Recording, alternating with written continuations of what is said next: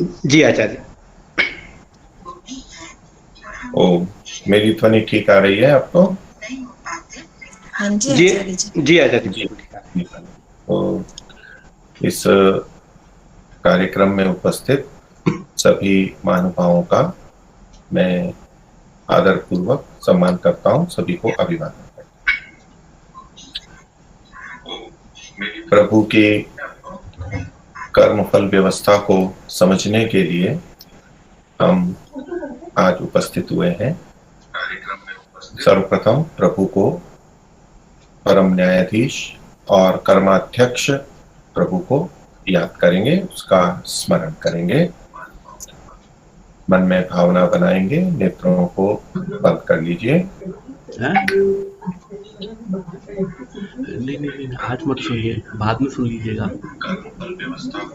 3 बार ओम का उच्चारण। ओ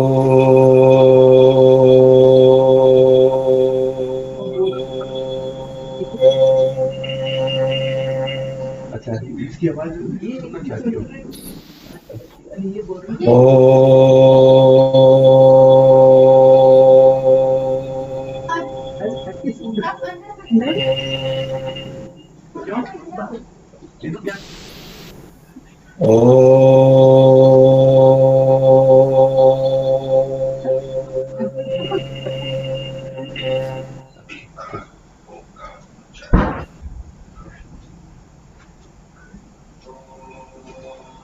उपस्थित धर्म प्रेमी सज्जनों, महानुभावों,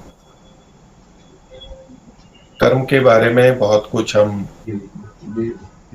सुन भी चुके हैं और चर्चा भी करते रहते हैं।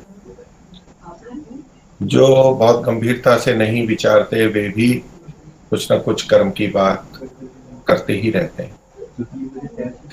चूंकि कर्म हमारे जीवन का अभिन्न अंग है और कर्म के साथ जुड़े हुए कर्म के फल ये भी हम विभिन्न रूपों में प्राप्त करते रहते हैं और प्रत्येक मनुष्य में सुख और दुख हम देखते हैं और उन सुख दुखों को कर्म का फल मानते हुए हम बहुत अधिक इस विषय में चर्चाएं करते रहते हैं और हम विचार करते रहते हैं कि मुझे ये क्यों हुआ, ऐसा मेरे साथ क्यों हुआ। तो कर्मों का और कर्म फल का हमारे साथ बहुत कुछ संबंध होते हुए भी बहुत सारे बिंदु इसके ऐसे होते हैं जहां हम अस्पष्टता से युक्त होते हैं, कहीं संदेह होता है, कहीं समझ में नहीं आता है और अनेक स्थलों पर हम विपरीत अर्थ भी समझ लेते हैं और विपरीत सिद्धांत या मान्यता भी बना लेते हैं। तो आज जो हम चर्चा करने वाले हैं उसका आधार हमारे ऋषि महर्षि दयानंद सरस्वती और दर्शन, उपनिषद, वेद, इनसे जो कर्मफल व्यवस्था हमें समझ में आती है उसको, उसके कुछ भागों को आपके सामने रखूंगा। जो विषय यहाँ पर विज्ञापन में भी दिए गए हैं उनमें से कुछ कुछ को हम लेते हुए चलेंगे और उससे संबंधित कुछ बातें जो स्पष्टता के लिए आवश्यक हैं उनको हम और विचार करते हुए चलेंगे। देखिए, विषय तो कर्मफल है, तो इसमें हमें कर्म भी समझना होता है और फल को भी समझना होता है, दोनों आपस में संबद्ध है। तो पहले हम कर्म को देखें कि सामान्यतया हम कर्म किसी भी क्रिया मात्र को कहते हैं। कोई भी एक्शन है, कोई भी गति है, उसको हम क्रिया के रूप में लोक में बोलते हैं और वैशेषिक दर्शन के अनुसार जब हम कर्म या क्रिया की परिभाषा देखते हैं तो उसमें इन सबका ग्रहण हो भी जाता है। अर्थात दर्शन भी इस रूप में कर्म को मानते हैं जो क्रिया मात्र को, गति मात्र को, जिसमें कोई वस्तु देशांतर को प्राप्त होती है तो उनकी बाह्य क्रियाएं होती हैं अथवा अंदर कुछ परिवर्तन होता है उसे भी क्रिया के रूप में ग्रहण किया जाता है। तो कोई भी परिवर्तन होता है वो बिना क्रिया के नहीं होता है। इस रूप में सब कुछ गतिशील है, सब में क्रियाएं हैं। किंतु जब हम फल से युक्त कर्म की बात करते हैं। जब हम कर्म फल की बात करते हैं तो जिन कर्मों का फल होता है उनको हम थोड़ा सा अलग करते हैं। तो यहां हमें यह भेद करना होगा कि प्रत्येक कर्म का फल नहीं होता है कर्मफल व्यवस्था की दृष्टि से। तो कुछ कर्मों का ही फल होता है, लेकिन हम जब सामान्यतया कुछ भी करते हैं तो कुछ ना कुछ तो परिवर्तन आता ही है। तो इसमें ऐसा लगता है कि प्रत्येक कर्म का कुछ ना कुछ फल तो होता ही है, लेकिन हम यहां जिस तरह के फल की बात कर रहे हैं वो प्रत्येक क्रिया के होने वाले परिणाम या प्रभाव पर केंद्रित ना होकर के उसके फल से संबंधित। यहां हम इसको भी थोड़ा सा समझने का प्रयास करेंगे कि कर्म का फल और परिणाम और प्रभाव ये भिन्न भिन्न होते हैं। तो कर्म फल, उन कर्म फल के संदर्भ में कर्म वो कहलाते हैं जिनके करने से हमारा कर्माशय बनता है, क्योंकि कर्मों का फल हमें कर्माशय से, दूसरे शब्दों में कहें हमारे भाग्य से, प्रारब्ध से मिलता है। तो जो कर्म कर्माशय में संचित होता है यानी भाग्य बनता है और फिर उसके अनुसार हमें कुछ उपलब्ध होते हैं, कुछ साधन उपलब्ध होते हैं या परंपरा से सुख और दुख उपलब्ध होते हैं, उन कर्मों को ही यहाँ पर हम कर्मफल व्यवस्था से जोड़ते हैं, मुख्य रूप से उसी को जोड़ते हैं।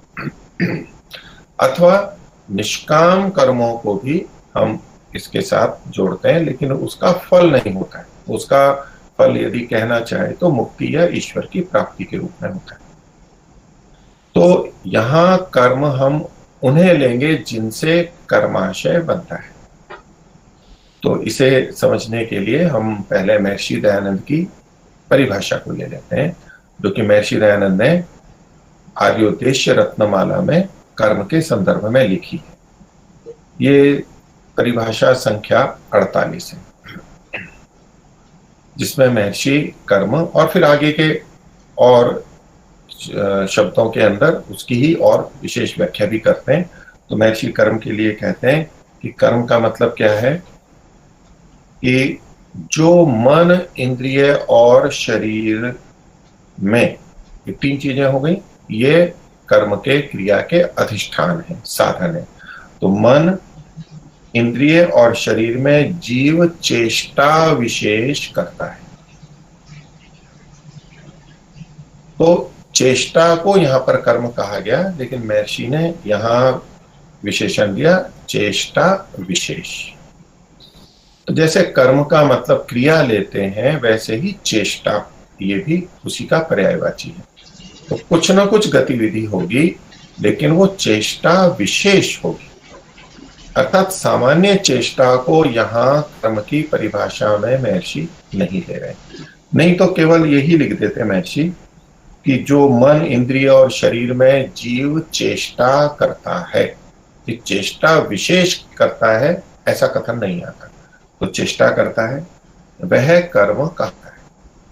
तो चेष्टा विशेष शब्द को हम थोड़ा समझते हैं कि एक तो चेष्टाओं या किसी भी चीज के लिए हम विशेष शब्द का प्रयोग करते हैं, जैसे संस्कृत निष्ठ हिंदी होती है उसमें कि कोई एक व्यक्ति, कोई मनुष्य है तो उसके लिए कहेंगे कि ये व्यक्ति विशेष है। किसी व्यक्ति को लाओ, किसी व्यक्ति विशेष को लाओ। विशेष का मतलब है कुछ निश्चित व्यक्ति को लाओ जो कि अन्यों से पहचान है। तो इसी तरह से पुस्तक है तो पुस्तकें बहुत सारी हैं, तो कहेंगे पुस्तक विशेष, लेखनी विशेष, कलम विशेष। कहीं भी हम विशेष शब्द लगाते हैं, अर्थात विशिष्ट, क्योंकि हर वस्तु अन्यों से भिन्न होती है। तो जब हम विशेषता कहते हैं तो उसमें कर्म विशेष, व्यक्ति विशेष जब कहेंगे तो सब कर्मों का ग्रहण नहीं होगा। जब हम कहेंगे पुस्तक विशेष तो सब पुस्तकों का ग्रहण नहीं होगा। व्यक्ति विशेष कहेंगे तो सब व्यक्तियों का ग्रहण नहीं होगा। तो इससे हम कुछ निर्धारित करके अलग कर रहे हैं। तो वो क्या होगा ये तो महर्षि ने यहाँ नहीं लिखा है, लेकिन हम अन्य आर्ष ग्रंथों के आधार पर और महर्षि के भी तात्पर्य से इसको जान लेते हैं कि यहाँ पर क्या तात्पर्य होगा। तो महर्षि ने क्या लिखा, जो मन, इंद्रिय और शरीर में जीव चेष्टा विशेष करता है। तो पहली बात हमें ये समझ लेनी चाहिए और स्पष्ट होती है कि प्रत्येक चेष्टा कर्म के अंतर्गत नहीं आएगी। उन कर्मों में जिनसे कि कर्माशय बनता है, जिनसे कि हमें फल की प्राप्ति होती है, उसमें नहीं आएंगे। तो दो विभाग हो गए, कुछ चेष्टा विशेष जिनसे कर्माशय बनता है और कुछ चेष्टाएं ऐसी जिनसे कर्माशय नहीं बनता है। मान लीजिए मैं अकेला बैठा हूं और अकेले बैठे बैठे या तो मैं आराम से सो रहा हूं या कोई क्रिया कर रहा हूं, व्यायाम कर रहा हूं, बैठा बैठा अपने हाथ को हिला रहा हूं, लिख रहा हूं, कुछ भी अपना व्यक्तिगत कार्य कर रहा हूं, आंख को बंद कर रहा हूं, कहीं खुजली है वो कर रहा हूं। तो इन कर्मों से ये जो क्रियाएं की जा रही हैं, चेष्टाएं, तो ये भी है हमारी। और अलग अलग तरह की चेष्टाएं हैं, पलक झपकना, दांत साफ करना, ऐसे बहुत सारी ये अलग अलग क्रिया विशेष कह सकते हैं। लेकिन महर्षि का जो क्रिया विशेष या चेष्टा विशेष का कथन है वो हमें कर्मफल के संदर्भ में ही देखना होता है। तो ये जो बहुत सारी सामान्य क्रियाएं हम अपने व्यक्तिगत जीवन में करते रहते हैं, उनसे कोई कर्माशय नहीं बनता है।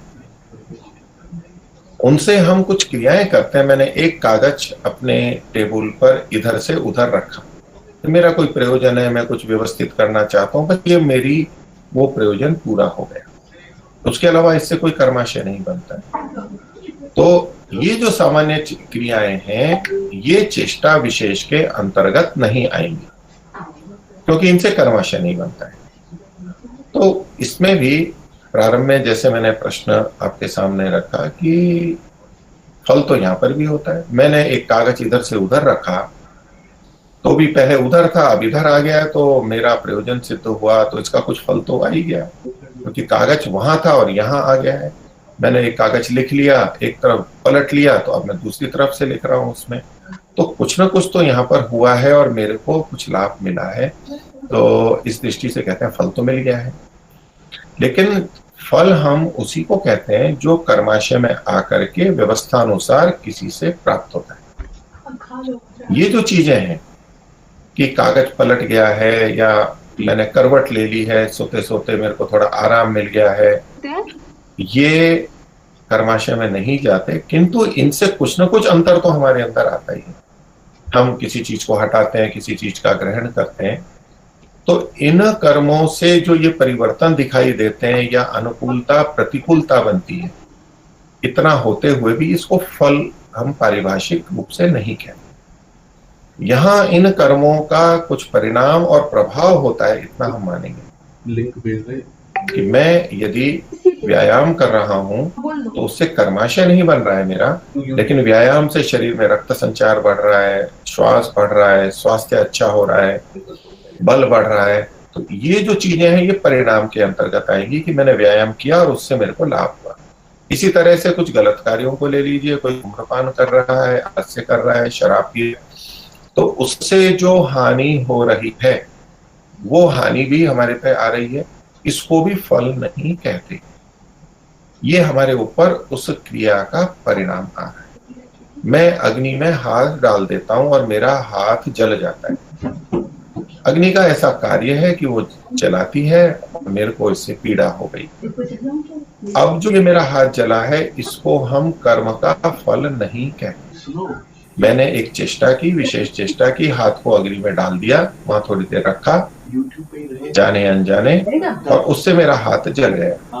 अब ये अग्नि का स्वभाव है उष्णता, और हाथ का जो स्वभाव है अधिक उष्णता में जलना, काला होना, पीड़ा होना, ये वहां आ रहे हैं और ये परिणाम के रूप में माने जाते हैं। इसको हम फल के अंतर्गत नहीं लेते, क्योंकि इससे कोई कर्माशय नहीं बने।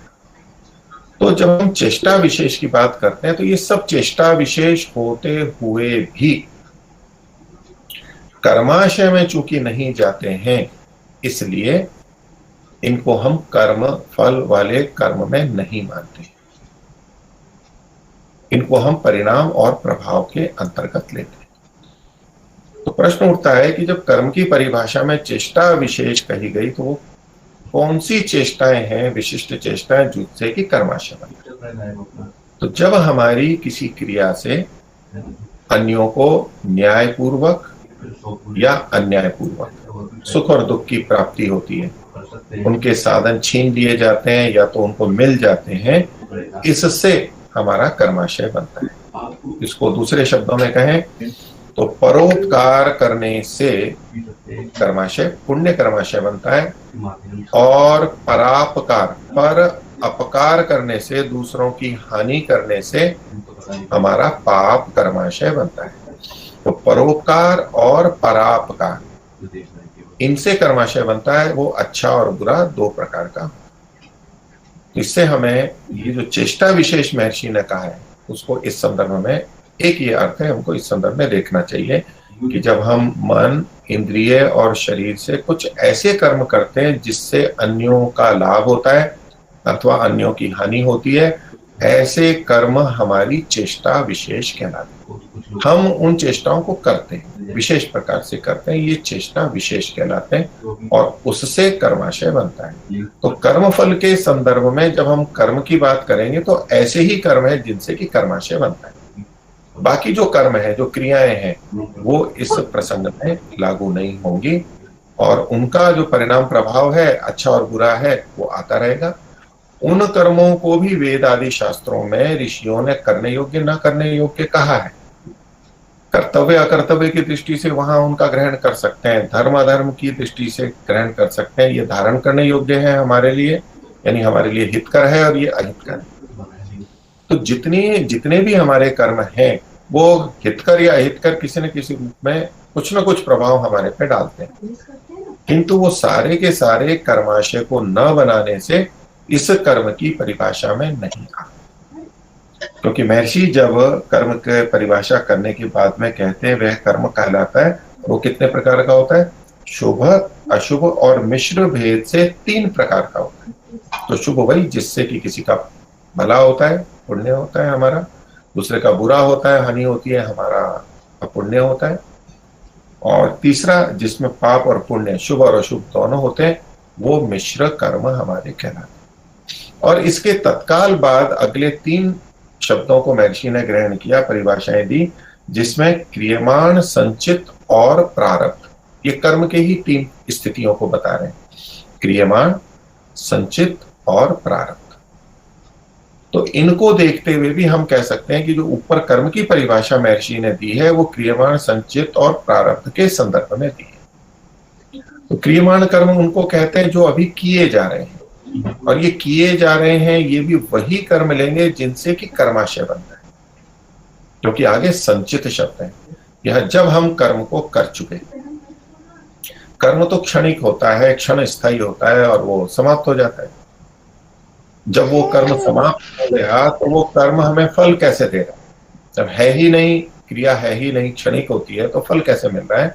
तो वहां ये व्यवस्था है कि कर्म तो समाप्त हो गया, क्षण स्थायी है, नए नए कर्म होते रहेंगे, किंतु उस कर्म का आशय, वो संचय होता है, वो लिखा जाता है, वो हमारे अंदर कर्माशय में संचित हो जाता है। वो जो संचय है वो संस्कार के रूप में, वो छाप के रूप में, वो लेख के रूप में इकट्ठा रहता है। वो उसका खाता होता है हमारा, वही खाते जैसा, आय व्यय वगैरह सब, अच्छा बुरा सब उसके अंदर निर्दिष्ट होता है। तो उसे जब वो इकट्ठा होता है उसको संचित कहते हैं, इसे ही कर्माशय भी बोलते हैं।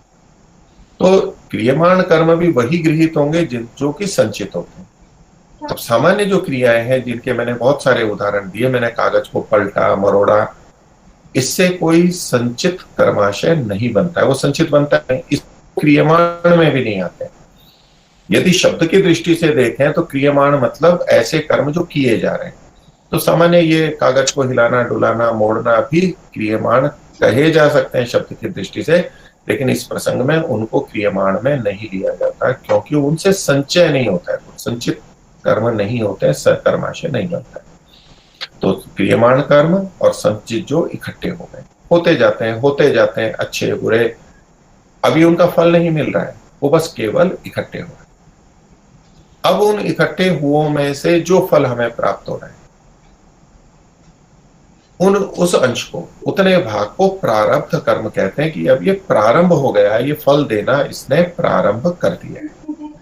तो संचित में से ही कुछ कर्म जो कि अब फलोन्मुख हो गए, फल दे रहे हैं, उनको प्रारब्ध कहा जाता है। सामान्य भाषा में लोग भाग्य, प्रारब्ध और इन संचित को भी बराबर करते हैं, एक जैसा मान के कहते हैं, लेकिन महर्षि दयानंद ने तीनों शब्दों का भेद हमें बताया और कर्म फल व्यवस्था को जानने समझने के लिए हमें इन तीनों के भेद को भी इसी प्रकार से समझना चाहिए।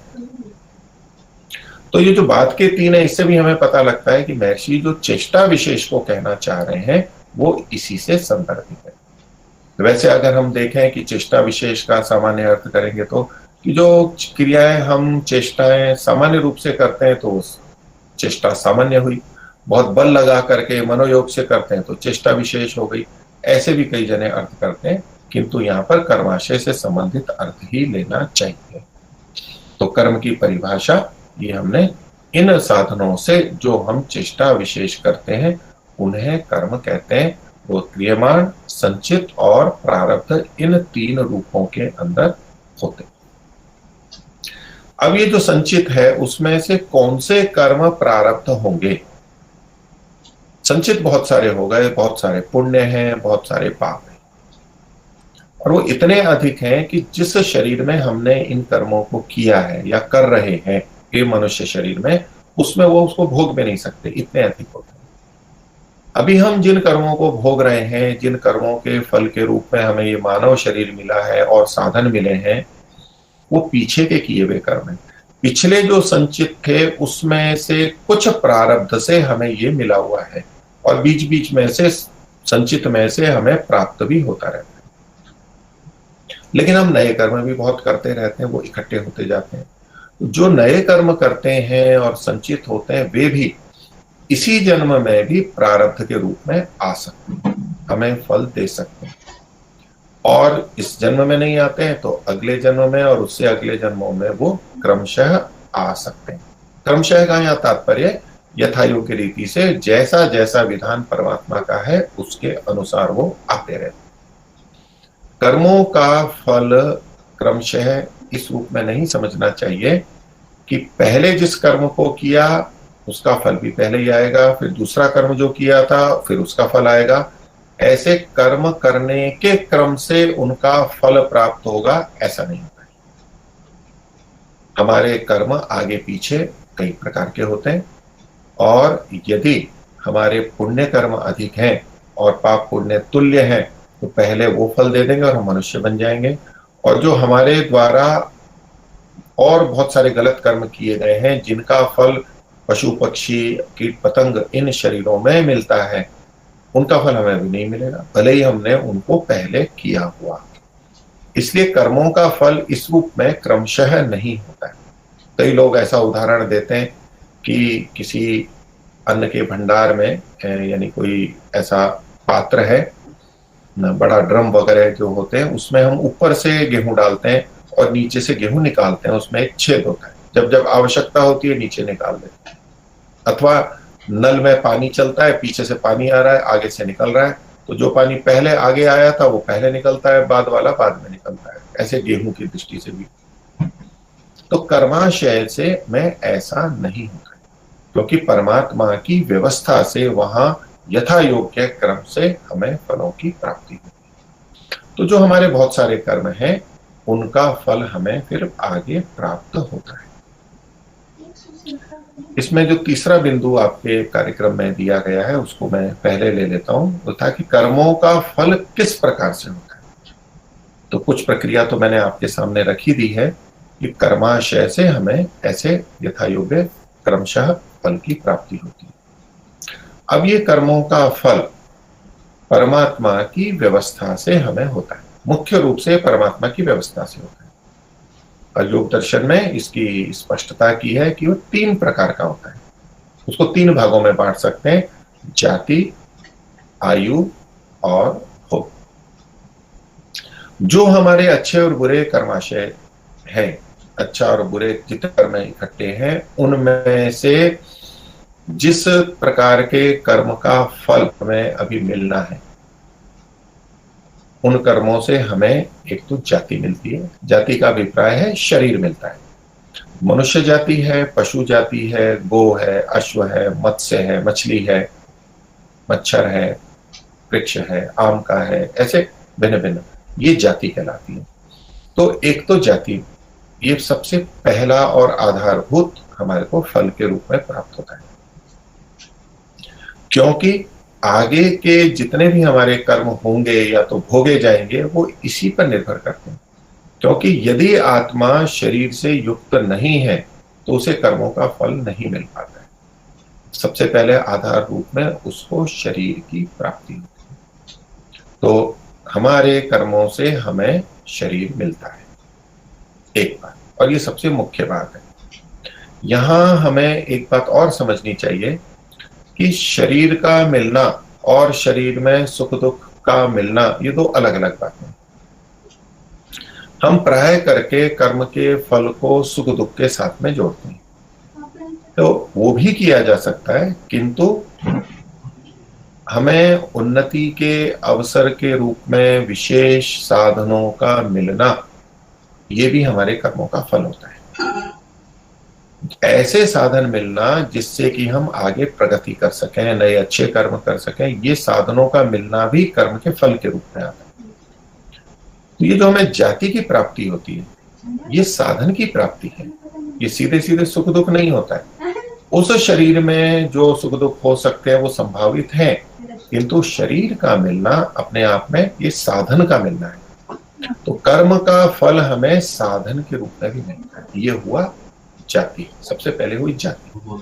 और जो भी जाति से शरीर मिला है वो कितने समय तक रह रहा है, उसके अपने कुछ जीवन काल होता है। भिन्न भिन्न शरीरों की औसत आयु भिन्न भिन्न होती है, उसमें न्यूनाधिकता हमारे पिछले कर्म और वर्तमान के पुरुषार्थ दोनों पर निर्भर करती है। तो कर्म के अनुसार जाति तो निश्चित हमें मिल जाती है और उसको हम बदल नहीं सकते। कर्म के अनुसार हमें फिर उस शरीर की आयु भी मिलती है। वो कर्म के अनुसार जितनी मिली है वो तो निश्चित होती है, किंतु हमारा जीवन या आयु कितनी होगी ये केवल कर्माशय पर निर्भर नहीं करता है। उसमें हमारा वर्तमान का पुरुषार्थ या आलस्य कारण बनता है। हम हितकर भोजन करते हैं या अहितकर करते हैं उस पर भी निर्भर करता है, और इसके आधार पर वो कम या अधिक होती रहती है। लेकिन कर्माशय से भी हमें आयु प्राप्त हुई है, क्योंकि जाति है तो आयु तो साथ में होगी ही, नहीं तो उस जाति का कोई अर्थ नहीं है। जाति और आयु, अब ये जो आयु है ये उस जाति का दीर्घ काल तक बने रहना ये भी हमें साधन के रूप में प्राप्त हुआ। जाति, आयु, और तीसरा कर्माशय का फल हमें मिलता है भोग के रूप। या भोग का तात्पर्य है भोग, सुख दुख आदि के साधन। जैसे हमें धन मिल गया है, हमें वस्त्र मिले हैं, हमें ज्ञान मिला है, हमें पुस्तकें मिली हैं, हमें परिवार मिला है, और बहुत सारी चीजें पृथ्वी की साधन हमें जो भी उपलब्ध होते हैं ये भोग के रूप में कहलाते हैं। तो जाति, आयु और भोग ये तीन कर्म के फल के रूप में माने जाते हैं, और इनके अनुसार फिर हमें सुख और दुख की प्राप्ति होती है। हम भिन्न भिन्न प्रकार से सुख दुख ले सकते हैं। सुख दुख हमें प्रकृतितः स्वभावतः मिलते हैं, और अन्य भी हमें सुख और दुख दे देते हैं न्याय और अन्याय पूर्वक। वो अन्य जो देते हैं वो सीधे सीधे कर्मफल के अंतर्गत हम नहीं लेते हैं, क्योंकि वो ईश्वरीय व्यवस्था से नहीं होता, एक संभावित होता है। और उससे भोग से हमारा न्याय तो होता है, कर्माशय का घटना आदि तो होता है, लेकिन वो सीधे सीधे फल के रूप में परमात्मा के द्वारा दिया हुआ नहीं माना जाता है। तो इस दृष्टि से हमें जो कर्मों का फल मिलता है जाति, आयु और भोग के रूप में मिलता है। अब जो संसार में भी हम रहते हैं, हम कक्षा में पढ़ रहे हैं, हमने विद्यार्थी के रूप में किसी को कुछ अच्छा किया या किसी का बुरा कर दिया तो अध्यापक हैं, घर में है तो माता पिता भी हमें, और आधुनिक जो राजा हैं, सिपाही हैं, वो भी हमें विभिन्न प्रकार के दंड हमारे कर्मों के अनुसार देते हैं। उनको भी मोटे तौर पे हम कर्म और कर्म का फल मानते हैं, किंतु वो ईश्वरीय व्यवस्था से सीधे सीधे नहीं होते, वो परंपरा से होते हैं। और इनका संबंध हमारे ईश्वरीय कर्माशय के साथ भी जुड़ा है कि हमने जो बुरा कर्म या अच्छा कर्म किया, यदि किसी ने राजा, न्यायाधीश, माता पिता, गुरु आदि ने उसका यथा योग्य फल दिया, तब तो बराबर हो गया, कर्माशय में नहीं जाएगा।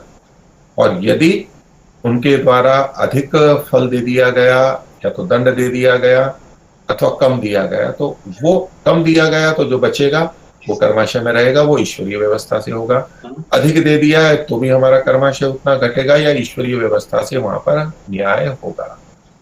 तो कर्मों का फल हम ये लोक में भी देखते हैं, जो माता पिता, राजा, गुरुजन, न्यायाधीश आदि के द्वारा भी हमें प्राप्त होता है, और उसका संबंध ईश्वरीय कर्माशय से भी जुड़ा हुआ है। लेकिन फिर भी हम उसको थोड़ा अलग अलग दृष्टि से देखते हैं, क्योंकि ईश्वरीय व्यवस्था से जो हमें कर्म का फल प्राप्त होता है वो यथा योग्य और बिल्कुल उचित होता है, न्याय संगत होता है, उसमें कोई त्रुटि नहीं होती।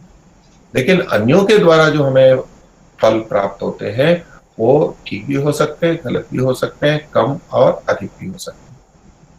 तो कर्मों का फल हमें इन अन्यों से भी प्राप्त होता है, पर अंततः परमात्मा की व्यवस्था से वो चलता है।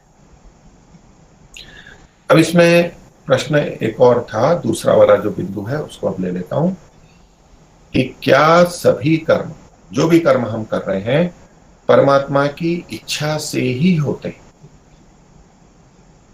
तो वाक्य रचना जो है उसके आधार पर पहले मैं उत्तर देता हूं, लेकिन इसकी भूमिका बनाते हुए बहन कंचन जी ने जिस तरह से बात रखी थी तो उसका तात्पर्य रहा होगा, तो मैं उसको भी लेता हूं। तो एक तो है कि क्रिया, कर्म का मतलब क्रिया, कि संसार में क्या सभी कर्म परमात्मा की इच्छा से ही होते हैं? कि अब जो कुछ भी कर रहा है, मैं, आप, अन्य कोई भी व्यक्ति जो कुछ भी कर रहा है, अथवा वृक्षों में जो क्रियाएं हो रही हैं अथवा जड़ पदार्थों में जो क्रियाएं हो रही हैं, वो सब चूंकि क्रियाएं हैं तो कर्म हुआ। यहाँ इस अर्थ में कर्म का मतलब क्रिया मात्र ग्रहण होगा, तो केवल कर्माशय से संबंधित नहीं है। तो वो क्रिया सब की सब क्या परमात्मा की इच्छा से ही होती है? ये एक प्रश्न उठता है।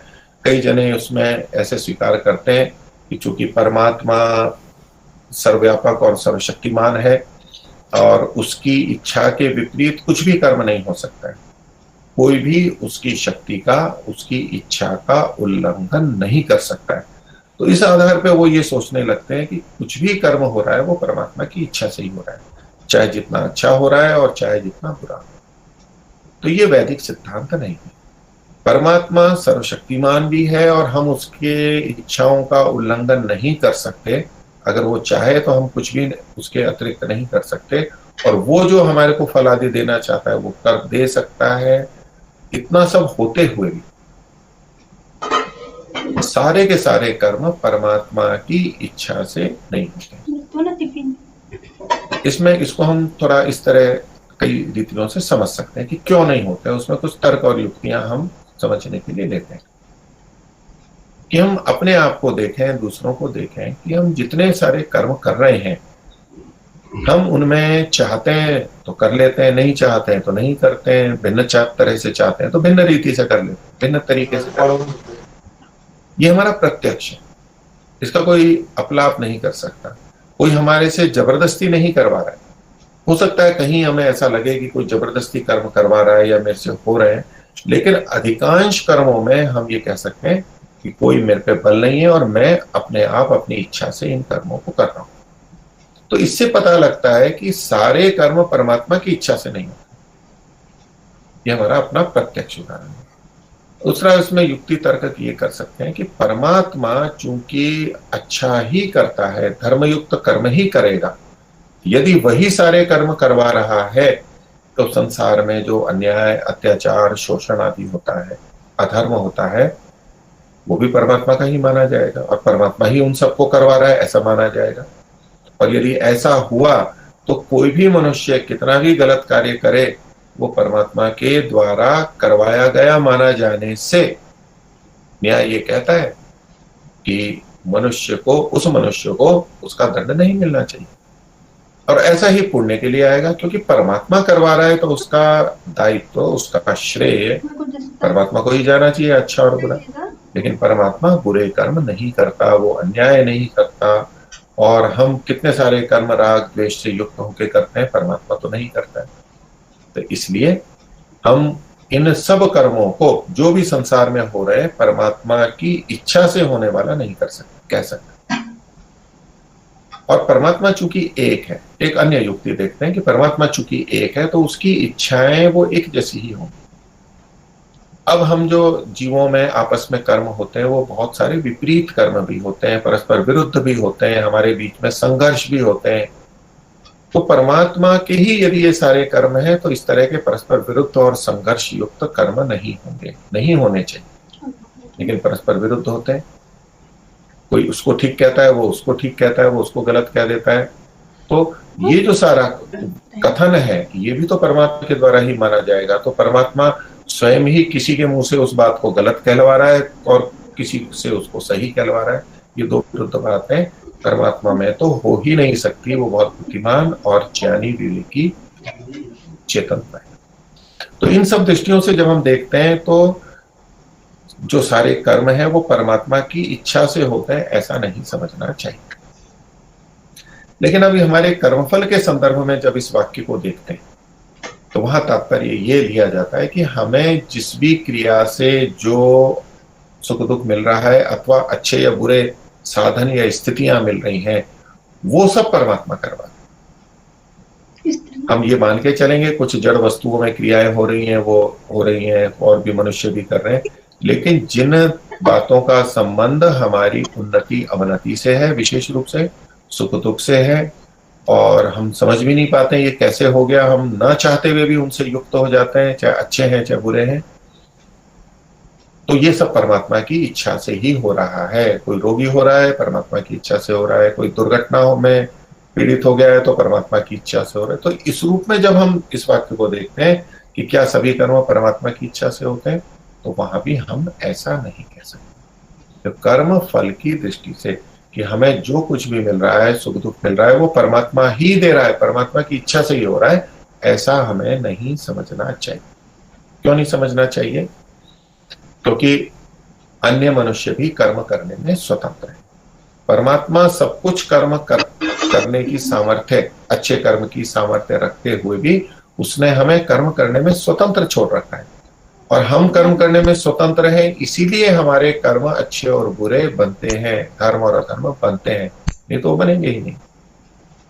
तो इस दृष्टि से भी परमात्मा की इच्छा से ही सब कुछ नहीं होता है, उसने हमें कर्म करने में स्वतंत्र छोड़ा हुआ है, और कर्म में जो स्वतंत्रता है वो इसी बात को बताती है। कर्म की स्वतंत्रता कहते ही उसको कि जब हम विभिन्न साधनों से अपनी इच्छा से कर्म को कर सकते हैं। देखिए जब हम कर्म को देखते हैं तो कर्म को करने वाला जो करता है उसको भी हमें देखना होता है, और ये कर्म की स्वतंत्रता की बात कर्ता की परिभाषा करते हुए आर्योदेश रत्नमाला में महर्षि ने लिखी भी। ये 31वीं परिभाषा है, जिसमें लिखते हैं कर्ता कौन होता है? जो स्वतंत्रता से कर्मों का करने वाला है। ये परिभाषा तो कर्ता की है, लेकिन इससे हमें ये पता लगता है कि हम स्वतंत्रता से कर्म करते हैं, स्वतंत्रता से कर्म होते हैं, और तभी हमारा कर्तृत्व होता है। कर्तृत्व होता है तभी भोक्तृत्व होता है, तभी हमारा कर्माशय होगा, और तभी हम उसके भोग के अधिकारी बनेंगे, अच्छे या बुरे दोनों। तो कर्म की स्वतंत्रता है, जो स्वतंत्रता से कर्मों का इसको देखिए अर्थात जिसके स्वाधीन सब साधन होते हैं। जो विभिन्न साधन है, गाड़ी है, चिमटा है, चाकू है, लेखनी है, पुस्तक है, कुछ भी जो साधन है, और शरीर को भी हम साधन ले लेंगे आत्मा की दृष्टि से, तो इंद्रियों को साधन ले लेंगे, तो जो जिसके अधीन सब साधन होते हैं उसे करता है। तो कर्म में स्वतंत्र भी है और उसके अधीन सब साधन की स्वतंत्रता आवश्यक है। ये जो परिभाषा दी है इसमें एक दो शब्दों को हम समझ लेते हैं कि महर्षि ने लिखा जिसके स्वाधीन सब साधन होते हैं। तो आत्मा चूंकि कर्म करता है तो उसके अधीन सब साधनों का होना,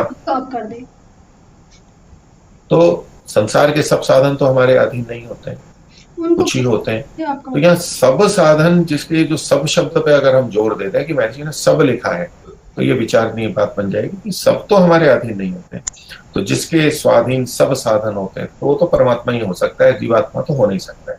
तो उस दृष्टि से तो परमात्मा ही कर्ता बनेगा, जीवात्मा तो कर्ता बन ही नहीं पाएंगे।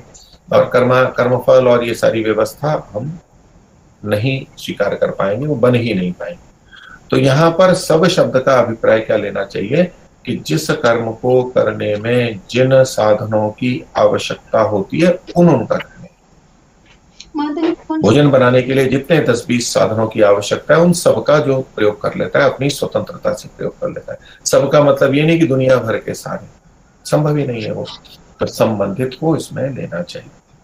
और इससे एक बात निकलती है कि ये जो साधन है, इन साधनों का जब हम उपयोग करते हैं तो साधनों के उपयोग से हम जब कार्य करते हैं इससे हमारी परतंत्रता नहीं हो जाती, हम फिर भी स्वतंत्र ही रहते हैं। अनेक बार ये कथन आ जाते हैं कि हम साधनों का उपयोग करते हैं तो हम साधनों के बिना साधनों के हम कर नहीं सकते, तो हम परतंत्र हो गए। लेकिन इसे परतंत्रता नहीं कहते। साधनों का उपयोग हम स्वतंत्रता से जब कर पाते, मैं चाहूं तो प्रयोग करूं, चाहे नहीं करूं, कितना करूं, तो इससे साधनों से कि हम परतंत्र नहीं हूं। वो उन संदर्भों में होता है जहां हम हमारा वश नहीं है और हम साधनों के वशीभूत होकर, इंद्रियों के वशीभूत होकर के और वैसा ही कुछ करते चले जाते हैं, वहां परतंत्रता कही जाती है। नहीं तो साधनों की अनिवार्यता होते हुए भी हमारी स्वतंत्रता रहती। तो परमात्मा की इच्छा से सारे कर्म नहीं होते हैं, हम भी अपनी इच्छा से कर्म करते हैं और परमात्मा के दिए हुए साधनों से करते हैं, लेकिन हम अपनी इच्छा से करते हैं। तो इसलिए सब कर्मों को परमात्मा पे नहीं डाल देना चाहिए, क्योंकि जीवन में ये हम बहुत सुनते रहते हैं, हमारे आए दिन ये बातें होती रहती हैं कि कहीं भी कुछ भी हो जाता है और हम कुछ हमारा वश नहीं चलता है तो हम यही कह देते हैं भाई जैसी परमात्मा की इच्छा।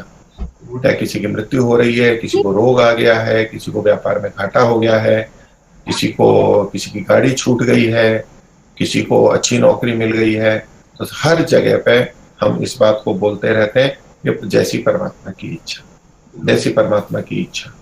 तो ऐसा अगर हम मानते हैं तो फिर तो हमारे पुरुषार्थ का उतना महत्व रह नहीं पाएगा, कुछ भी महत्व नहीं रहेगा। लेकिन दूसरे कहते हैं नहीं, हम जो कर रहे हैं, पुरुषार्थ कर रहे हैं, ये भी परमात्मा की इच्छा है, दूसरा नहीं कर रहा है, ये भी परमात्मा की इच्छा है, तो फिर तो हम कठपुतली की तरह हो जाएंगे। इसलिए परमात्मा की इच्छा से सारे कर्म नहीं होते हैं, हमारी इच्छा से भी कर्म होते हैं, इसीलिए हमारा दायित्व बनता है। और ऐसे में हर बात को ईश्वर पे नहीं डाल देना चाहिए। ईश्वर की भक्ति हम करते हैं, ईश्वर को स्वीकार करते हैं, ईश्वर का महत्व समझते हैं, लेकिन इसका ये तात्पर्य नहीं है कि हर बात को ईश्वर पे डाल दिया जाए जो यथा योग्य नहीं है। ईश्वर के गुण धर्मों में वो आती ही नहीं है, ईश्वर वैसा करता ही नहीं है, फिर भी हम उसको ईश्वर पे डाल दें, ये ईश्वर के साथ अनुचित व्यवहार होगा, ये ईश्वर को अशुद्ध रूप से मानना होगा। और इसके कारण हमारे व्यवहार में बहुत सारे दोष भी आ जाते हैं और हम धर्म से दूर भी हो जाते हैं और हमारे अंदर भय, चिंता आदि और बहुत सारी चीजें, अव्यवस्थाएं हमारे जीवन में आती हैं। इसलिए हर कर्म के लिए ऐसा नहीं कहना चाहिए कि परमात्मा की ऐसी ही इच्छा थी, परमात्मा ऐसा ही चाहता था, उसकी इच्छा के बगैर कुछ नहीं हो सकता। हमें बहुत विवेक से बोलना चाहिए कि कभी इस व्यक्ति ने अच्छा किया है, इस व्यक्ति ने अच्छा नहीं किया है, इसे ठीक नहीं ध्यान रखा तो इसको रोग हो गए हैं, इसने स्वास्थ्य का ध्यान रखा तो उसका स्वास्थ्य अच्छा है, उसी को हमें श्रेय देना चाहिए। हाँ, कुल मिला के परमात्मा का श्रेय है, उसने ये सारी व्यवस्था दी है, लेकिन फिर भी कर्म का श्रेय हमें उस आत्मा को ही विशेष रूप से देना चाहिए। और जहां हमारा कोई वश नहीं होता है और हमारे द्वारा कुछ किया भी नहीं गया होता है प्रत्यक्ष परोक्ष रूप से, तब हम कहते हैं ये ईश्वरीय व्यवस्था से हो रहा है। और ईश्वरीय व्यवस्था का भी ये अर्थ नहीं होता है कि परमात्मा मनमानी रीति से, मनमाने तरीके से हमें कुछ भी फल दे देगा, अच्छा बुरा, जिसकी इच्छा हुई उसको मनुष्य बना दिया, जिसको पशु बना दिया, जितना चाहे जिला रहा है, जिसको चाहे राजा बना दे, जिसको चाहे रंक बना दे। ऐसा परमात्मा अपनी मनमानी से नहीं करता है। परमात्मा जो भी करेगा वो भी हमारे कर्माशय के अनुसार करेगा, कर्मफल व्यवस्था के अनुसार करेगा, न्याय पूर्वक ही करेगा। तो इस दृष्टि से देखें तो परमात्मा बहुत कुछ हमारे लिए करता है, फल देता है, लेकिन उसमें भी कारण या आधार हम स्वयं होते हैं, हमारे अपने कर्म होते हैं। चौथा बिंदु लेता हूं, यह क्या हमारे किए हुए कर्मों का फल कोई मिटा सकता है? तो कोई का मतलब अन्य कोई मनुष्य या तो हम स्वयं भी, कि लोक में प्रचलित है कि फला गुरु है वो हमारे कर्मों से छुटकारा दिला देंगे, हमारे दुखों से छुटकारा मिला देंगे। दुखों से छुटकारा दिला देंगे तो हम सोचते हैं कि हमारे कर्मों से छुटकारा दिला दिया तभी तो दुख हटे हैं, या हमारे को ऐसा सुख दे देंगे तो कुछ कर्म में विशेष कर देंगे। तो देखिए, अच्छे कर्मों को तो हम मिटाना नहीं चाहते हैं, सामान्यतः मिटा सकना मतलब बुरे कर्मों को मिटाना होता है। तो कोई भी गुरु, आचार्य, महापुरुष हमारे कर्मों को मिटा नहीं सकता है। जो कर्म कर्माशय में गए हैं वो ईश्वरीय व्यवस्था से फल देंगे या ईश्वरीय व्यवस्था से लंबे समय तक रहेंगे, अथवा ईश्वरीय व्यवस्था से वो हमें कर्म का फल नहीं देंगे। ये सब ईश्वरीय व्यवस्था से होगा, इसलिए अन्य कोई तो मिटा ही नहीं सकता। ये मान के चलिए, हम अपने कर्मों को जब भोगते हैं तो वो धीरे धीरे मिटते हैं। जितना जितना हम भोगते हैं उतना उतना वो समाप्त होते जाते हैं। अच्छे कर्मों को फल भोगते हैं सुख और सुख साधनों के रूप में, तो उतना पुण्य कर्माशय घट जाता है। और बुरे कर्मों का फल जब हमें मिलता है दुख या दुख के साधनों के रूप में, विपरीत वृत्ति के रूप में, न्याय या अन्याय पूर्वक दूसरों के द्वारा या ईश्वरीय व्यवस्था से, तो जितना जितना भोग होता है हमारा, उतने उतने पाप कर्म हमारे घटते जाते हैं। तो ये फलों के भोग के अनुरूप समाप्त होते हैं, ये एक पहला नियम है। और इसके अनुसार हम विभिन्न शरीरों को धारण करते हैं, अच्छे कर्म करते रहते हैं, भोगते हैं, करते हैं, भोगते हैं, करते हैं, चलता रहता है, चलता रहता है। लेकिन यदि किसी आत्मा को बोध हो गया है, ठीक तरह से समझ लिया है, और वो अच्छे कर्म करते हुए भी उनको निष्काम कर देता है, केवल ईश्वर की प्राप्ति, मुक्ति की प्राप्ति के लिए करता है, सांसारिक सुखों की प्राप्ति, सांसारिक लक्ष्यों की प्राप्ति के लिए नहीं करता है, तो वो निष्काम कर्म होता है। और निष्काम कर्म बहुत विवेकी व्यक्ति ही कर सकता है, वैरागी व्यक्ति ही कर सकता है।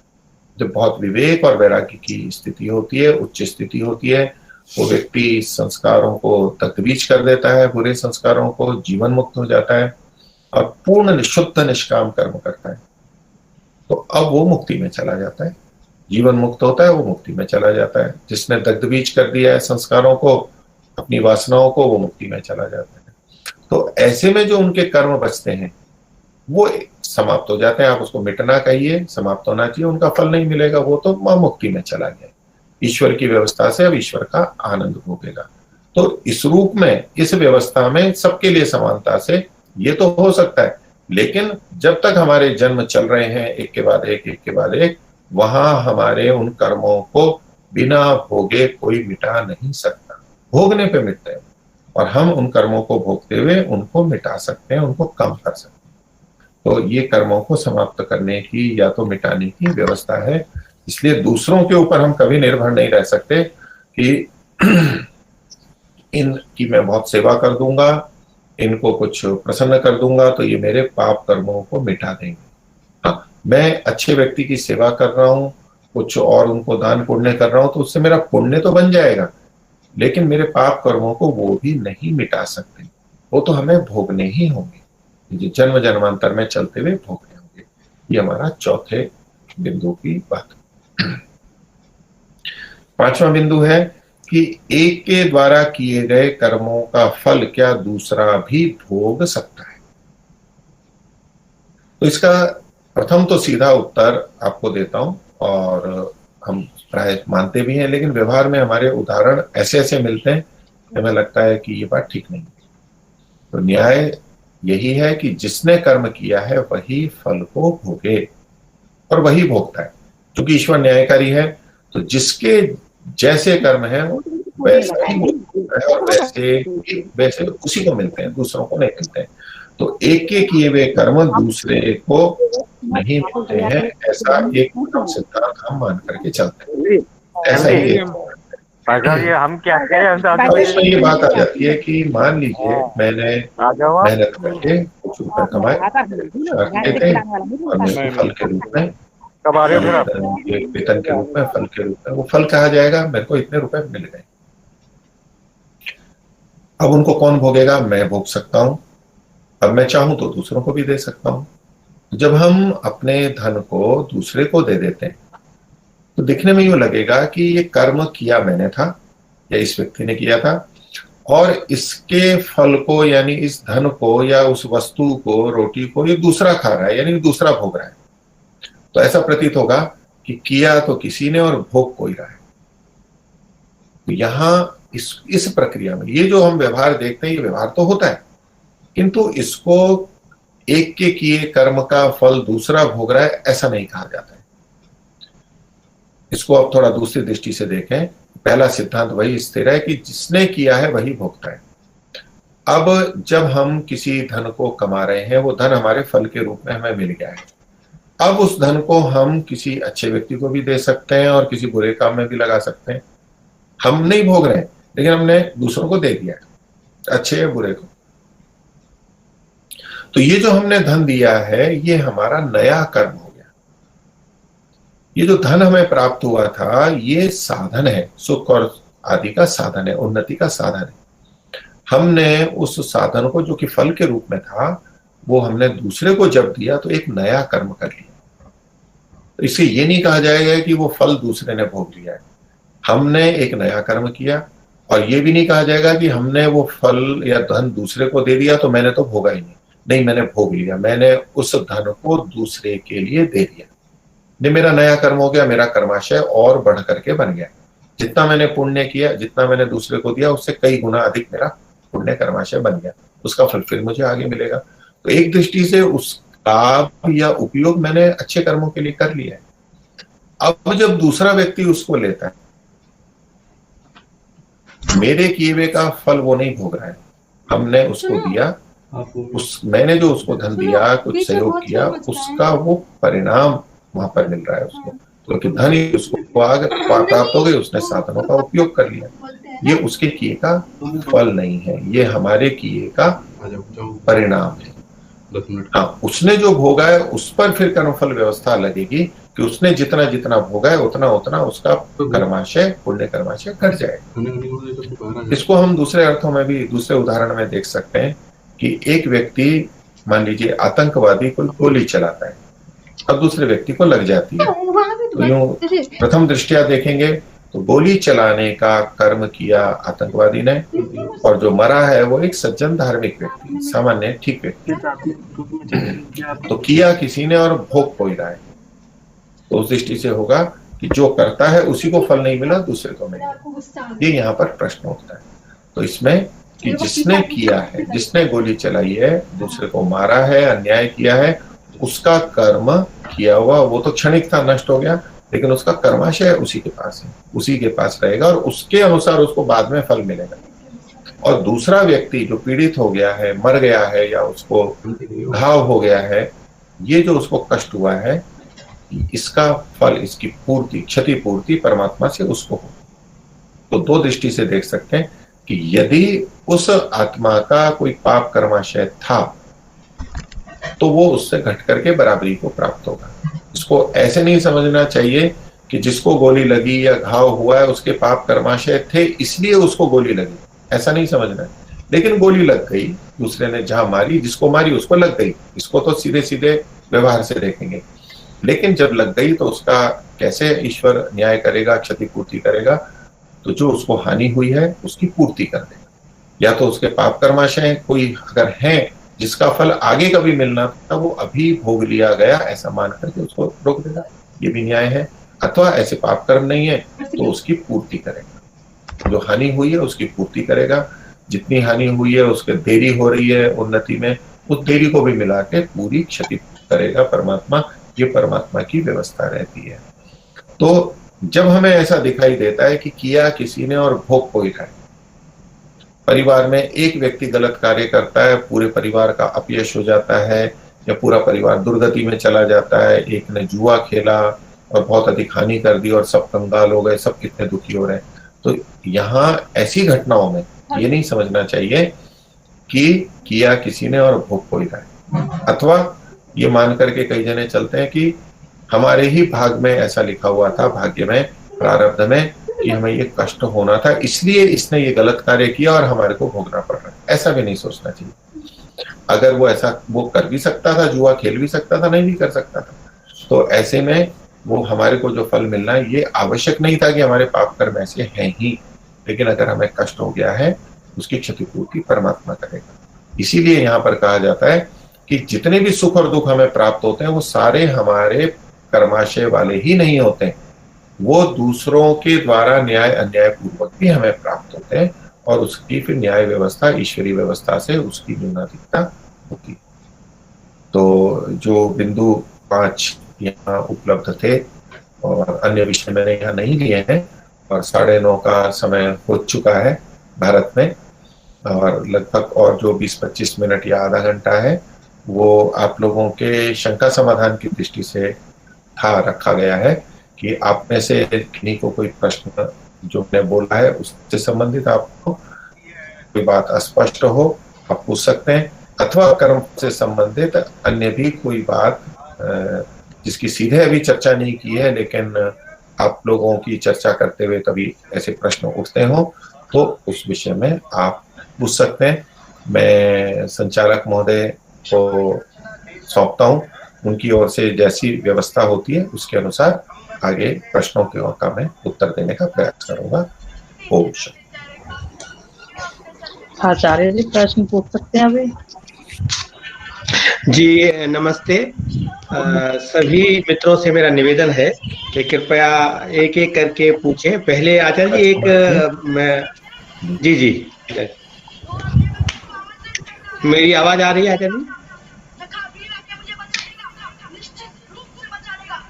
ओम राजकुमार जी, मैं सुन नहीं पाया, मेरा माइक बंद था, स्पीकर बंद था। जी मेरी आवाज आ रही है आचार्य जी? हाँ जी, मेरे को अब आ गई है जी। जी आचार्य जी, मैंने निवेदन किया था श्रोताओं को कि वो एक एक करके पूछें। किसी ने पहले मैसेज किया है, एक RM भागवत जी ने, जिन्होंने कुछ लिखा है कि जिसने सुख भोगा उसका पुण्याशय और जिसने दुख भोगा उसका पापाशय घटता है। क्या इसको तत्व ज्ञान से हम नियंत्रण कर सकते हैं? फिर आगे लिख रहे हैं कि पाप पुण्य कैसे नापे जाते हैं, उसका कोई परिमाण है जिससे ईश्वर उसको गिनता है? देखिए, इसमें ये मैं पहले नीचे वाला लेता हूं कि ये पाप पुण्य कैसे मापे जाते हैं, हम इसका पूरा निर्धारण नहीं कर सकते। हम मोटा मोटा निर्धारण कर सकते हैं, ये छोटा पाप है, ये बड़ा पाप है, ये छोटा पुण्य है, बड़ा पुण्य है, लेकिन इसका ठीक ठीक निर्धारण या व्यवस्था तो परमात्मा ही जानता है और हम उसको पूरी तरह नहीं जान सकते। और ऐसा भी नहीं होता है कि किसी एक कर्म का, हर जितने भी कर्म है उन सबके बिल्कुल निश्चित फल है और उतना ही हमें प्राप्त होता है। वो कुछ मिला जुला होता है, कई कर्मों का फल मिला करके, और फिर हमको मोटे तौर पे प्राप्त होता रहता है। अब मैं इनके ऊपर वाले प्रश्न पे आता हूं कि जिसने सुख भोगा उसका पुण्याशय और जिसने दुख भोगा उसका पापाशय घटता है। ये वाक्य थोड़ा व्याख्या है, इसको हम इस रूप में देखते हैं। इसका ये अभिप्राय नहीं लेना चाहिए कि जितना भी सुख हम भोगते हैं उससे पुण्य कर्माशय और जितना भी दुख भोगते हैं उससे हमारा पाप कर्माशय घटेगा। पुण्य कर्माशय के विषय में तो हम फिर भी कह सकते हैं, किंतु पाप कर्माशय, ये दुख सुख के लिए तो हम फिर भी कह सकते हैं, लेकिन दुख के लिए हम ऐसा नहीं कह सकते। देखिए इसमें कि मान लीजिए हमारा पाप कर्माशय है ही नहीं, लेकिन दूसरे ने हमारे साथ बहुत अन्याय अत्याचार किया और हम बहुत दुखी हुए, तो अब ऐसा कोई पाप कर्माशय ही नहीं है जो कि घटेगा। तो ऐसे में परमात्मा की व्यवस्था से दूसरा न्याय होता है कि हमारे को उसकी क्षतिपूर्ति होती है और हमारे को दूसरी सुविधाएं प्राप्त होती हैं। तो हर दुख से पाप कर्माशय घटता है ऐसा नहीं समझना चाहिए, और हर सुख से पुण्य कर्माशय घटता है ये भी न करें उसमें पाप कर्माशय भी बन जाता है। मान लीजिए हमने अन्याय पूर्वक कुछ कर्म किया और ऐसा सुख भोग लिया जो कि हमारे न्याय के संगत नहीं था, तो उसमें हमारा पाप कर्माशय भी बढ़ जाता है।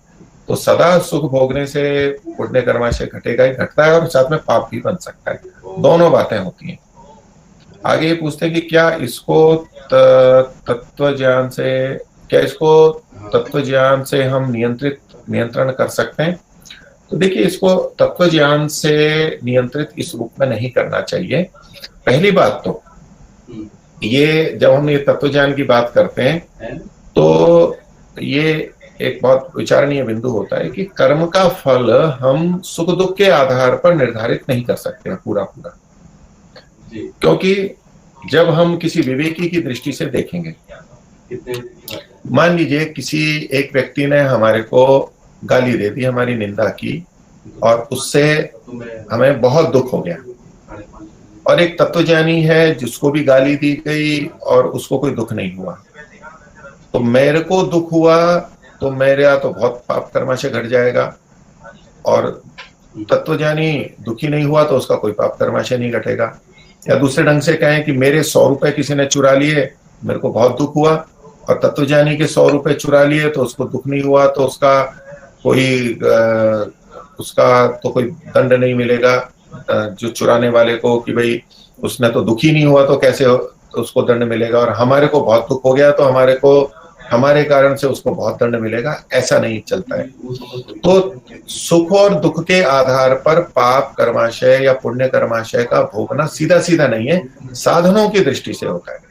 उसका हमारे कर्माशय का घटना साधनों के उपयोग या दुरुपयोग के ऊपर निर्भर करता है मुख्य रूप से। और इसीलिए योग दर्शन में जब कहा कि जो कर्म का फल होता है वो जाति आयु भोग के रूप में होता है, वहां सुख दुख नहीं कहा। फिर आगे कहते क्लाद परिताप फला पुण्य पुण्य हेतुत्वात्, वो सुख दुख आगे होता है। तो इसलिए तत्व ज्ञान के आधार पर हम इस कर्माशय के फल भोग को हम इस रूप में तो नियंत्रित नहीं कर सकते, किंतु इसको हम ऐसे देख सकते हैं कि किसी के मान लीजिए हाथ कट गया या कोई रोग आ गया, तत्वज्ञानी व्यक्ति दुखी नहीं होगा, लेकिन उतनी ही हानि, हाथ कट गया या कोई रोग आया वो किसी दूसरे व्यक्ति को भी आएगा, तो जो भौतिक रूप से हानि होगी, असुविधा होगी, वो तो दोनों को बराबर होगी, लेकिन तत्वज्ञानी दुखी नहीं होगा और दूसरा व्यक्ति दुखी होगा। तो इस दृष्टि से हम इस सुख दुख को तो नियंत्रित कर सकते हैं, लेकिन जो बाधा या प्रतिकूलता है उसको तो हम नियंत्रित नहीं कर सकते, वो तो दोनों को समान रूप से होगी। और कर्माशय भी दोनों का फल समान रूप से ही माना जाएगा। हम ऐसा नहीं कह सकते कि जो अधिक दुखी हुआ उसका पाप कर्माशय अधिक घट जाएगा और जो तत्वज्ञानी व्यक्ति कम दुखी हुआ या नहीं हुआ उसका पाप कर्माशय नहीं घटेगा। इसलिए सुख दुख के आधार पर यह निर्धारण नहीं होता है, साधनों का जो मिलना है उसका या छीनना है या नष्ट होना है, बस उसी के आधार पर कर्माशय का घटना बढ़ना हम स्वीकार करते हैं।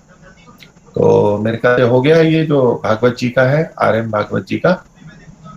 जी आचार्य जी, ये आगे एक बहन जी है मधु जसोरिया जी, वो पूछ रहे हैं मन पर नियंत्रण कैसे करें, ओवर थिंकिंग बहुत अधिक है आचार्य जी। हाँ, लेकिन ये हमारा अभी विषय नहीं है जी। दूसरा अशोक कुमावत जी पूछे संस्कार दग्ध बीज करने से पुराने पाप कर्माशय कैसे मिट जाता है, जबकि नियम के अनुसार कर्म का फल तो अवश्य भोगना पड़ता है। देखिए, कर्म का फल अवश्य भोगना पड़ता है, ये एक सामान्य नियम हुआ, लेकिन संस्कार दग्ध बीज करने के बाद में जब व्यक्ति मुक्ति में चला जाता है तो उसके जो कर्माशय है वो समाप्त हो जाता है। ये हमारे को दर्शनों में और शास्त्रों में मिलता है, क्योंकि सामान्यतः तो हम वैदिक धर्म में, आर्य समाज में यही बोलते हैं कि कर्मफल बिना भोगे समाप्त नहीं होता है। लेकिन जब इसकी हम सूक्ष्मता में जाते हैं और शास्त्रों के अनुसार देखते हैं तो वहां ये नष्ट होता है। कैसे नष्ट होता है, ये तो व्यवस्था ईश्वर की है सबके लिए। इसको अन्याय नहीं कहते कि बिना भोगे कर्माशय कैसे नष्ट हो गया, ये अन्याय नहीं है, यह ईश्वर की में एक व्यवस्था में अव्यवस्था नहीं है, ये व्यवस्था है सबके लिए। इसको हम व्यवस्था क्यों कहते हैं कि कर्म का फल हमें क्यों मिलता है, क्यों दिया जाता है, परमात्मा हमें कर्म का फल क्यों देता है, पाप कर्मों का फल हमें क्यों देता है, दुख देने के लिए नहीं, तो हम उससे सबक लें और आगे उन्नति करें और पाप कर्मों से हम बचें, इसलिए वो फल देता है। और इसी तरह से पुण्य कर्मों का फल भी परमात्मा क्यों देता है कि हम प्रगति करें, उन्नति करें, आगे बढ़ें। और प्रगति और उन्नति ईश्वर की प्राप्ति, मुक्ति की प्राप्ति से बढ़कर के और कुछ नहीं है। तो जिन कर्मों का परिणाम या तो यूं फल कहें, जिन कर्मों का फल हमें मुक्ति के रूप में होता है या परिणाम के रूप में मुक्ति हमें प्राप्त होती है, तो अब उन कर्मों का फल किस प्रयोजन से देगा? हम चाहते ही नहीं है। और परमात्मा क्यों देगा? क्योंकि जो जीवन मुक्त हो गया है, जिसने संस्कार दग्ध बीज करके, अब उसको सुधरने के लिए और कोई बात नहीं है, वो पूरा सुधर चुका है। तो पाप कर्माशय होते हुए भी परमात्मा फल उसको क्यों देगा? कोई सुधार की गुंजाइश ही नहीं है, वो पूरा सुधर चुका है। और पुण्य कर्मों का फल जो साधनों के रूप में होता है, वो भी परमात्मा क्यों देगा? क्योंकि जिस लक्ष्य को प्राप्त करना था, उस लक्ष्य को प्राप्त कर चुका है। तो इसलिए, और हमारे शास्त्रों के बहुत प्रमाण इसके अंदर रहते हैं, इसलिए वो मिट जाता है, ईश्वरीय व्यवस्था से मिटता है, निष्प्रयोजन होने से, उसकी कोई आवश्यकता अब नहीं है, इसलिए वो हट जाता है। इसको हम कुछ इस तरह भी समझ सकते हैं कि हमने 1 रुपए दे करके टिकट लिया यात्रा का, और मान लीजिए अहमदाबाद से दिल्ली जा रहे हैं, और दिल्ली से पहले गुड़गांव में ही हमें वो व्यक्ति मिल गया जिसको मिलने के लिए हम दिल्ली जा रहे थे, और हम गुड़गांव में ही उतर गए। तो अब रेल विभाग वाले कहे कि नहीं, आपने टिकट तो दिल्ली तक का ले रखा था, तो आपको दिल्ली तक जाना चाहिए। और वो भी सोचे कि नहीं, मैंने पैसे दे रखे हैं, तो मुझे दिल्ली ही जाना चाहिए। उसको वो दिल्ली जाना निष्प्रयोजन लगेगा, जबकि उसका वो पैसा और वो टिकट अभी बाकी है, यानी कर्माशय बाकी है, पुण्य कर्माशय।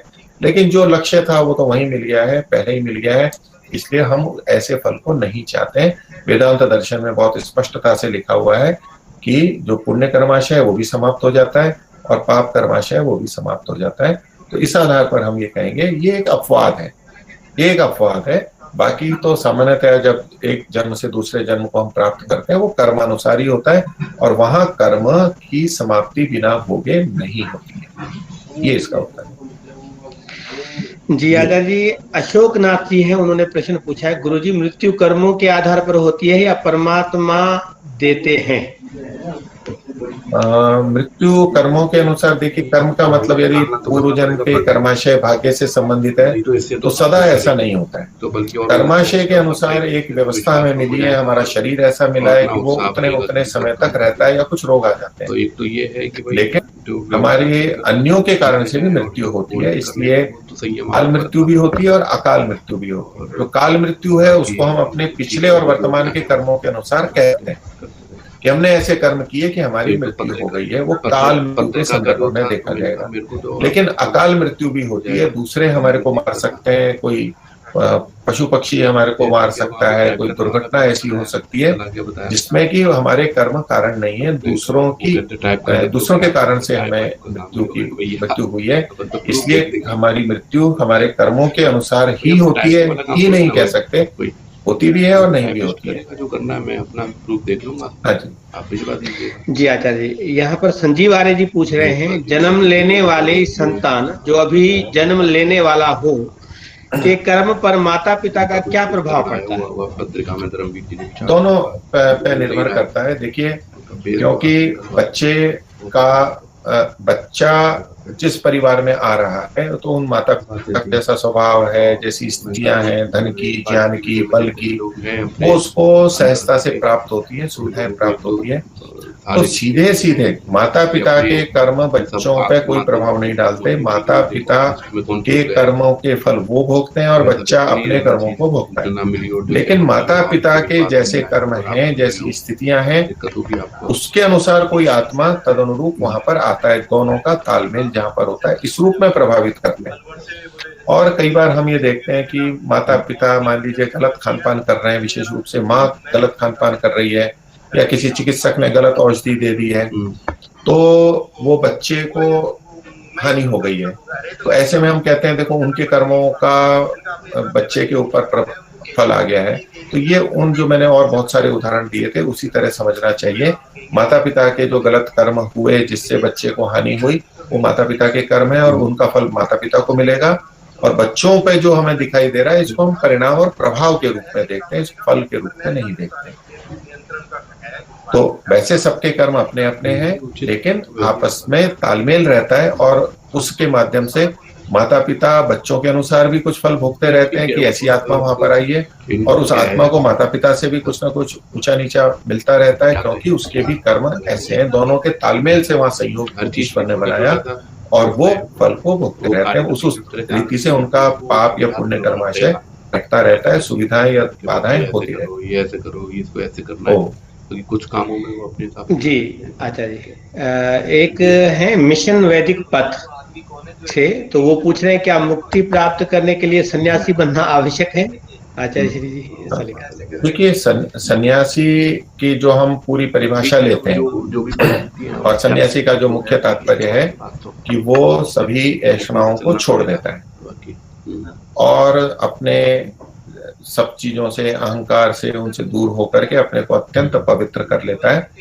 ये जब हम अर्थ लेते हैं तो उस अर्थ में हम निश्चित कह सकते हैं कि बिना सन्यासी हुए मुक्ति की प्राप्ति नहीं हो सकती है। लेकिन यदि सन्यासी शब्द का अर्थ ये हो कि सन्यास की दीक्षा ली हो और उसके अनुसार नाम परिवर्तन किया, वस्त्र परिवर्तन किए, घर छोड़ करके दूसरी जगह चले गए, ये जो बाह्य रूप है, इसको अगर हम केवल ले रहे हैं तो ये तो बाहर के लिए न लिंगम धर्म कारणम, ये बाहर की चीजें ये कुछ सहायक होती हैं, लेकिन ये अंतिम कारण नहीं होती हैं।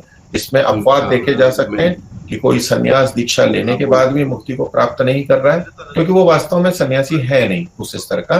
और कोई दूसरा व्यक्ति जो किसी कारण से सन्यास दीक्षा नहीं ले पाया, लेकिन उसने अपना जीवन अहंकार आदि दोषों से पृथक कर लिया है और ऐषणाओं से वो दूर है, तो ऐसा व्यक्ति मुक्ति को प्राप्त कर सकता है। जी आचार्य, ये मोहन कुमार जी हैं, उन्होंने एक प्रश्न पूछा है, क्या जीवन में कारोबार का उतार चढ़ाव भी कर्मों पर निर्भर होता है? में आ जाएगी क्या जीवन में कारोबार का उतार चढ़ाव? जी में इसका न तो पूरी तरह हाँ में उत्तर दिया जा सकता है, ना में उत्तर दिया जा सकता है। कारोबार का, कर्म का मतलब देखिए, एक तो वर्तमान के कर्म है और एक कर्माशय है। इनका प्रश्न ये तात्पर्य है कि जो हमारा भाग्य है उसके अनुसार कारोबार होता है, तो ये सदा ऐसा नहीं होता है, हर बार ऐसा नहीं समझना चाहिए। वर्तमान के हमारे कर्म के अनुसार भी हमारे इस व्यापार में उतार और चढ़ाव होता है। तो केवल पिछले कर्मों के अनुसार नहीं, वर्तमान के कर्म के अनुसार होता है। एक तो ये बात हमें समझनी है, और दूसरा पिछले कर्मों के अनुसार भी उस पर प्रभाव आता है। वो किस रूप में आता है कि जैसा हमारा कर्माशय फलोन्मुख होता है, यानी प्रारब्ध के रूप में आता है, फल देने लगता है, तो उस तरह के संस्कार हमारे उद्भूत हो जाते हैं और हमारी बुद्धि और उसमें सत्वर स्तंभ की स्थिति, उसमें भिन्नता आती है और उसके आधार पर कई चीजें हम जानते समझते भी उस समय नहीं कर पाते और हम गलत कर लेते हैं, और कई बार कम जानते हैं लेकिन ऐसा सटीक कार्य हो जाता है, हमारे से सटीक निर्णय होता है कि वो बहुत अधिक लाभदायक होता है। तो कुछ अंशों में हम इस रूप में निर्धारित कह सकते हैं कि पिछले कर्म भी उसमें प्रभावित करते हैं, हमारे साधनों में परिवर्तन करके, और वर्तमान के भी हमारे इसमें काम करते हैं। इसीलिए हर सफल व्यापारी के लिए ये ना कहा जाए कि ये इसका भाग्य अच्छा था, और हर विफल व्यापारी के लिए कहा जाए कि इसका भाग्य ही खराब था, और हम विफल हो रहे हैं तो कह रहे कि मेरा भाग्य ही ऐसा इसलिए मैं विफल हूँ। नहीं, हमारे वर्तमान के कर्म भी उसमें कारण बनते हैं, तो दोनों ही उसमें प्रभावित करते हैं। तो ही ना कह करके भी कह सकते हैं, लेकिन केवल पूर्व कर्म का नहीं कह सकते।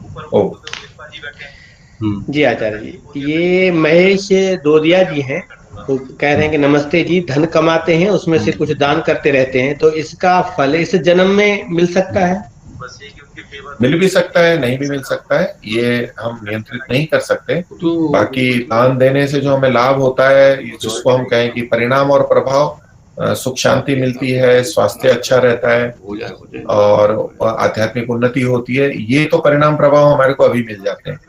किंतु इसका जो ईश्वरीय व्यवस्था से फल मिलना है, अर्थात ये जो दान पुण्य किया, इससे जो पुण्य कर्म बना, उसका जो फल मिलना है, ये ईश्वरीय व्यवस्था से इस जन्म में भी हो सकता है और अगले जन्म में भी हो सकता है। हम इस विषय में कुछ निश्चित नहीं कह सकते। हाँ। जी आचार्य, ये सौरभ झा जी हैं, उन्होंने पूछा है क्या अकाल मृत्यु का समय और स्थान निश्चित है आचार्य जी? देखिए, अकाल मृत्यु शब्द ही इस बात को बताता है कि इसका काल निश्चित नहीं है। अकाल है, बिना समय के हो रही है, तो काल भी निश्चित नहीं होता है और स्थान भी निश्चित नहीं होता है। इसमें एक शब्द और आता है, निमित्त। वो तो उस समय जब बात काल, निमित्त और स्थान, हम चुन रहे हैं, ये अनिर्धारित रहते हैं। किस समय होगा, ये तो मृत्यु का इन्होंने पूछा है। मृत्यु के अतिरिक्त भी जो बहुत सारी बातें हैं, चाहे हम दुखादि को ग्रहण करते हैं या तो कुछ सुखादि को प्राप्त करते हैं, उसमें समय का निश्चित नहीं है कि बिल्कुल इसी समय इसी क्षण होगा, ये इतनी देर होगा, ये निश्चित नहीं है। और नहीं स्थान निश्चित है, न स्थान भेद हो सकता है, काल का भेद हो सकता है और निमित्त का भी भेद हो सकता है कि ये जो हमें सुख या दुख प्राप्त होंगे, ये मृत्यु प्राप्त होगी तो फांसी लगने से होगी या तो गला काटने से होगी या गोली लगने से होगी, ये भी निमित्त निश्चित नहीं रहते हैं, ये अनिर्धारित रहते हैं। जी आचार्य जी, बहन मधु जसोरिया जी ने इसी प्रश्न से जुड़ा हुआ एक बात रखी है, क्या अकाल मृत्यु से पहले कोई प्रेरणा हो सकती है कि वहां मत जाइए या इत्यादि? नहीं, अकाल मृत्यु हो रही है तब तो प्रेरणा होगी, उनके हिसाब से बोल रहा हूं मैं, क्योंकि अकाल मृत्यु तो हो ही रही है तो वहां जाएगा वो व्यक्ति। तो देखिए, ऐसी प्रेरणा वाली बात नहीं है कि हमें बचने की प्रेरणा हो या तो जहां जाने की प्रेरणा हो। सीधे सीधे तो ऐसा परमात्मा नहीं करेगा, ऐसा हमें समझ में आता है। लेकिन कुछ परिस्थितियां ऐसी बनती हैं कि हमारे निर्णय हम गलत करते चले जाते हैं और हानि उठा लेते हैं, दुर्घटना हो जाती है और उसको हम कहते हैं अकाल मृत्यु हो गई। और कई बार ऐसी सात्विक स्थिति रहती है कि हम बिल्कुल सही सही निर्णय करते जाते हैं, तो जो आपत्ति काल आता है उससे भी बचते बचते निकलते चले जाते हैं और मृत्यु को प्राप्त नहीं होते। तो इसमें ऐसी सीधी प्रेरणा की बात तो मुझे समझ में नहीं आती। जी आचार्य, रवि प्रकाश जी पूछ रहे हैं, नमस्ते आचार्य जी, क्या मोक्ष में जाने से पहले कर्माशय यानी कि पुण्य और पाप पूरा समाप्त हो जाता है, यानी जीरो हो जाता है? हाँ, पूरा समाप्त हो जाता है, शास्त्रों के अनुसार यही समझ में है। जी, धन दे तो वहाँ फिर जो है RM भागवत जी पूछ रहे हैं, वासना अथवा संस्कार हटाने के लिए हम अपने भावी कर्मों यानी कि कर्म विशेष लक्षित कर का चयन कैसे करें, अथवा भावी कर्मों पर विशेष ध्यान न देते हुए सामान्य होकर से ध्यान, वेदाध्ययन आदि सद्वृत्ति और स्वस्थ वृत्ति का पालन करते जाएं, कौन सा मार्ग अधिक प्रभावशाली रहेगा? दोनों तरह से किया जा सकता है, इसमें कोई भी आपत्ति नहीं है, क्योंकि वासना अथवा संस्कार हटाने के लिए हम कर्म विशेष को लक्षित करेंगे। तो कर्म विशेष को लक्षित करेंगे कि भी मेरे ये बुरा संस्कार या वासना है, इसके नाश के लिए मुझे ये कर्म करने, तो कर्मों में यही आएंगे। उसमें हम ध्यान भी करेंगे, भक्ति करेंगे, स्वाध्याय करेंगे, दिनचर्या ठीक रखेंगे, दोषों को हटाएंगे, ये सारी चीजें करेंगे। अथवा हम किसी कर्म विशेष को या वासना विशेष को न करके सामान्य रूप से अच्छी अच्छी बातें करते चले जाएंगे शास्त्रों के अनुसार और मानवता के अनुसार, तो वो बुरे संस्कार भी नष्ट होंगे। पर इसमें जो पहला भाग है, हम कुछ लक्षित करके जब हम करते हैं, कर्म विशेष को, वासना विशेष को लक्षित करते हैं, तो वो प्रतिपक्ष भावना करते हुए ठीक ठीक उसी की जड़ खोद देते हैं, यानी उसको हटा देते हैं। तो जो चिन्हित करके, विशेष लक्षित करके जब हम साधना करते हैं तो लाभ होता है। और उसमें ये सब वेदाध्ययन आदि जो बात में लिए हैं, ये सब उस चिन्हित किए हुए में भी उपाय काम में आते हैं। अथवा बिना चिन्हित किए हुए जब हम करते हैं, बस वेद स्वाध्याय कर रहे हैं, उसका लाभ उतना नहीं होगा जितना कि विशेष का होगा। और हम जब विशेष कर्म लक्षित करके करते हैं, तो जो कर्म या वासना हमें विशेष हानि कर दे रही है या बाधा खड़ी करके, हम सीधे सीधे उस पर काम करके उसको हटा सकते हैं। तो पहला वाला उपाय अधिक प्रभावशाली। आचार्य जी, पाकिस्तान से एक रमेश कुमार आर्य जी है, पूछ रहे हैं, उर्दू में लिखा है उन्होंने, कि मृत्यु के बाद जो गीता का पाठ किया जाता है सामान्य रूप से हिंदुओं में जो होता है, कि इसका फल मृत जीव को मिलेगा, तो क्या इसको हम अपना किया हुआ फल अर्पण कर सकते हैं? नहीं, देखिए, गीता या और भी किसी का पाठ करें या तो वेद मंत्रों का पाठ करें, इसका जो मृत आत्मा है उसके साथ में कर्मों से कोई संबंध नहीं है।